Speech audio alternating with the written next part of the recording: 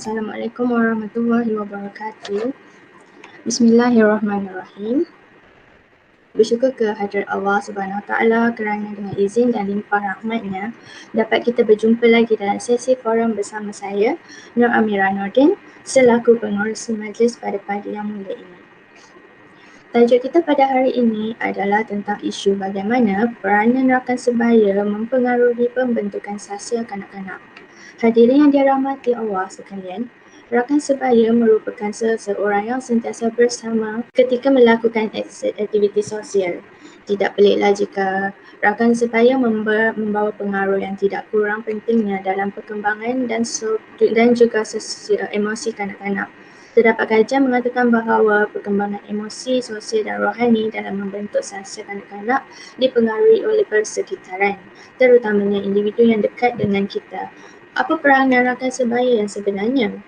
Faktor apa yang menjadi punca kanak-kanak mudah terpengaruh dengan rakan sebaya?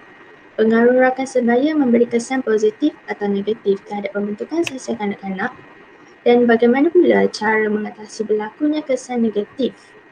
Sebelum kita mengulas tajuk ini dengan lebih terperinci, terlebih dahulu, mari kita berkenalan dengan dua orang ahli panel yang ayu lagi cantik menawan.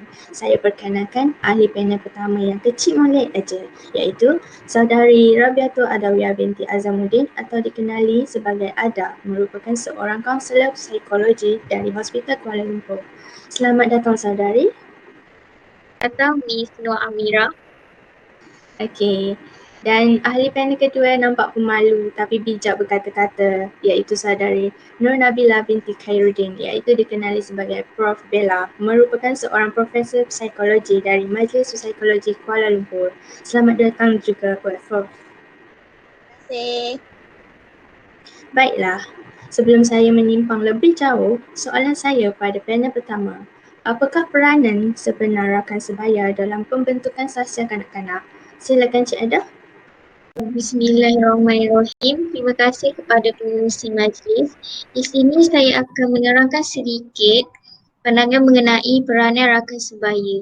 Rakan sebaya adalah seorang yang hampir dalam kehidupan seharian anak-anak kita. Antara peranan rakan sebaya adalah rakan sebaya banyak membantu ketika kita ingin meluahkan masalah atau emosi.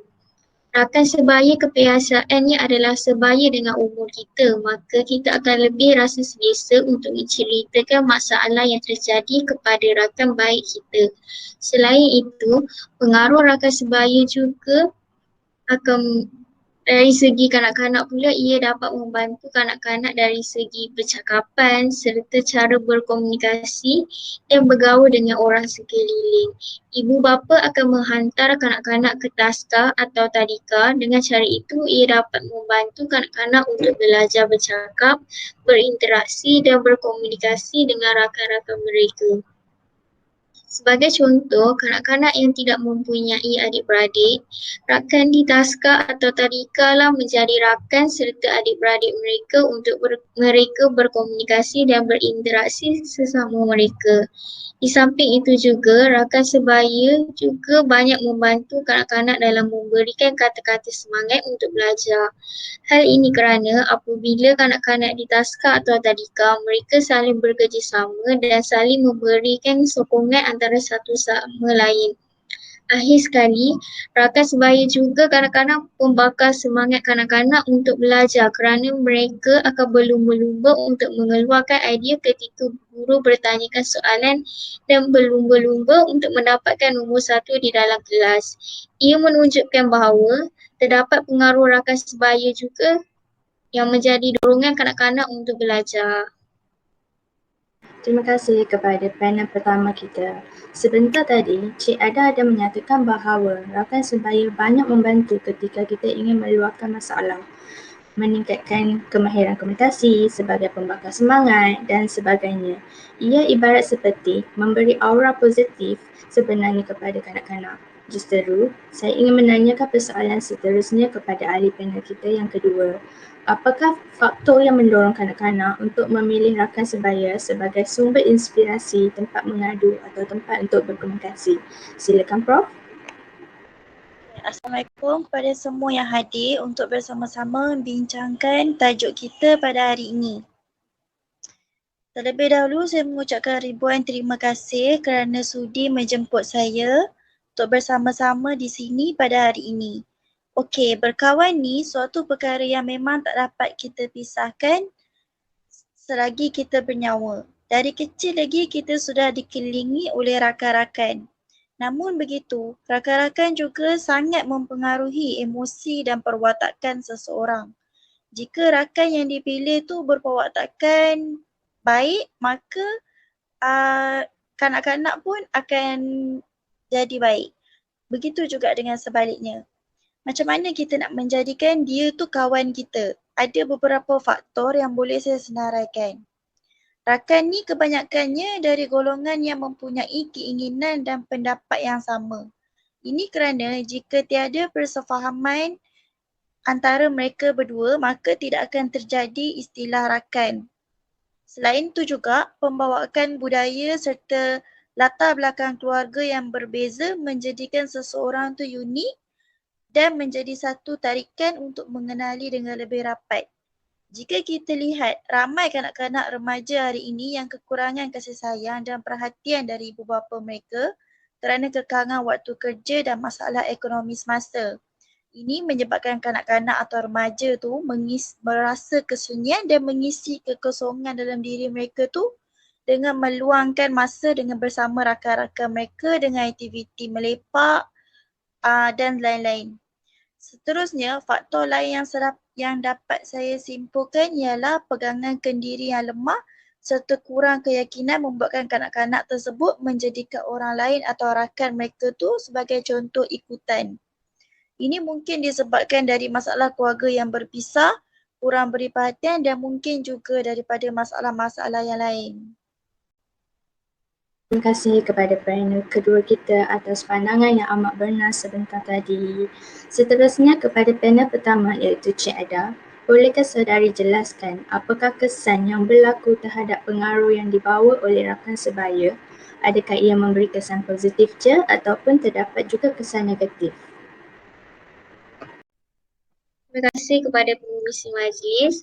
Okey, kesan pengaruh rakan sebaya ini ada kebaikan dan keburukannya. Antara kesan kebaikan, ia dapat membantu ketika kita berasa tertekan.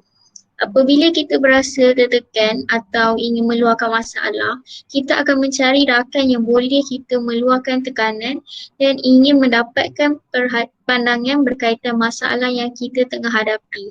Selain itu, rakan sebaya juga boleh membantu dalam sesi pembelajaran dan pengajaran. Sebagai contoh, sewaktu pandemik kelas telah berlangsung secara atas talian, maka sekiranya anak-anak kita mempunyai masalah talian, rakan-rakan mereka boleh tolong untuk mengambil nota ringkas dan mengajar kembali anak-anak kita sekiranya ada bahagian yang mereka tidak faham. Di samping itu juga, rakan sebaya juga boleh mempengaruhi perwatakan seseorang. Hal ini kerana anak-anak kita menghabiskan seharian waktu di pusat asuhan. Sekiranya anak-anak kita memilih rakan sebaya yang mempunyai perwatakan yang baik, maka anak-anak kita juga akan meniru perwatakan mereka. Seterusnya pula adalah keburukan pengaruh rakan sebaya. Dalam kebaikan pengaruh rakan sebaya ini mesti akan ada keburukan di situ. Antara keburukan pengaruh rakan sebaya adalah menggunakan perkataan yang tidak elok. Apabila kanak-kanak bergaul di pusat asuhan, kanak-kanak akan berjumpa dengan pelbagai jenis gaya percakapan dan perwatakan. Kanak-kanak mungkin boleh menggunakan percakapan yang tidak elok seperti menggelarkan diri aku dan kadang-kadang juga menggunakan perkataan yang kesat.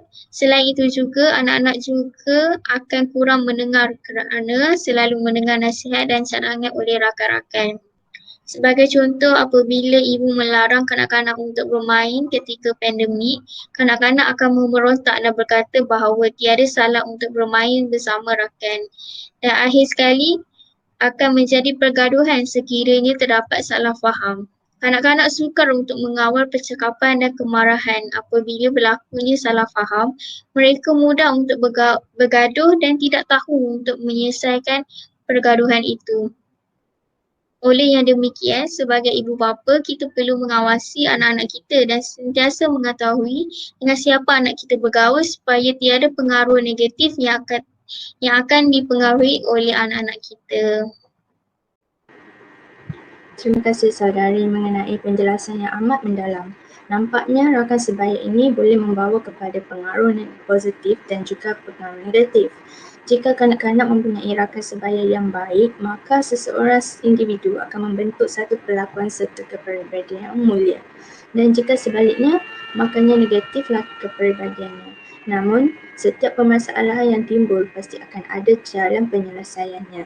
Maka, untuk menyelesaikan perkara negatif yang kemungkinan akan berlaku kepada kanak-kanak hasil daripada pengaruh rakan sebaya, mungkin panel kedua kita boleh menerangkan serba sedikit cara untuk mengatasi masalah tersebut sebelum kita mengakhiri forum kita pada hari ini. Prof. Bella, silakan. Terdapat beberapa cara yang boleh kita guna pakai dalam membendung masalah sasiah negatif kanak-kanak melalui pengaruh rakan sebaya ni. Antaranya ialah ibu bapa perlu memberikan perhatian walau sesibuk mana pun urusan kerja.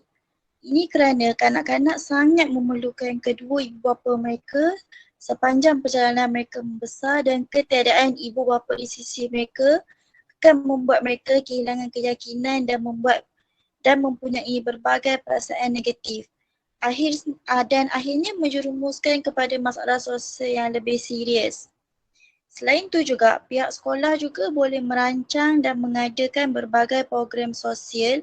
Contohnya sesi kaunseling, bergotong royong di rumah anak-anak yatim, membersihkan surau atau masjid bagi mengisi masa lapang yang kanak-kanak ini ada. Ibu bapa juga boleh melibatkan diri secara aktif ke majlis-majlis agama, solat berjemaah agar kanak-kanak ni dapat menjadikan ibu bapa mereka ni sebagai contoh yang terbaik. Ibu bapa juga boleh merancang aktiviti agar masa kanak-kanak ni terisi. Contohnya pada hujung minggu kita boleh berkebun, mencuci kereta, mengemas rumah ataupun membantu ibu memasak untuk mengeratkan hubungan kekeluargaan antara satu sama lain.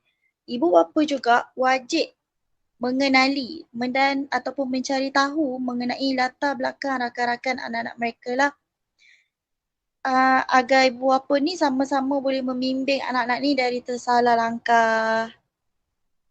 Itu dia ulasan kukuh daripada panel kedua kita. Kesimpulannya, bimbingan dari orang yang betul amat penting dalam memastikan kanak-kanak tidak terlepas daripada landasan dan tidak mudah dipengaruhi oleh unsur yang negatif dan berjaya membentuk kepribadian yang mulia, sasiah diri yang terpuji dan jati diri yang tinggi. Baik ibu bapa, guru maupun rakan sebaya perlu memberi contoh yang baik kepada kanak-kanak demi menjamin kejayaan masa depan generasi akan datang. Terima kasih saya ucapkan kepada kedua-dua ahli panel kita, Cik Ada dan juga Prof. Bella kerana sudi hadir dan sudi berkongsi pendapat masing-masing. Moga apa yang kita dapat hari ini tidak sekadar masuk telinga kanan, keluar telinga kiri. Sebagai penutup, terimalah serangkap pantun daripada saya. Tuailah padi antara masak, esok jangan layu-layuan. Intailah kami antara nampak, esok jangan rindu-rinduan. Salam hormat, ceria-ceria selalu, orang putih, orang Pakistan. Terima kasih, syukran jazilan. Wabillahi wa taufiq wa hidayah. Wassalamualaikum warahmatullahi wabarakatuh.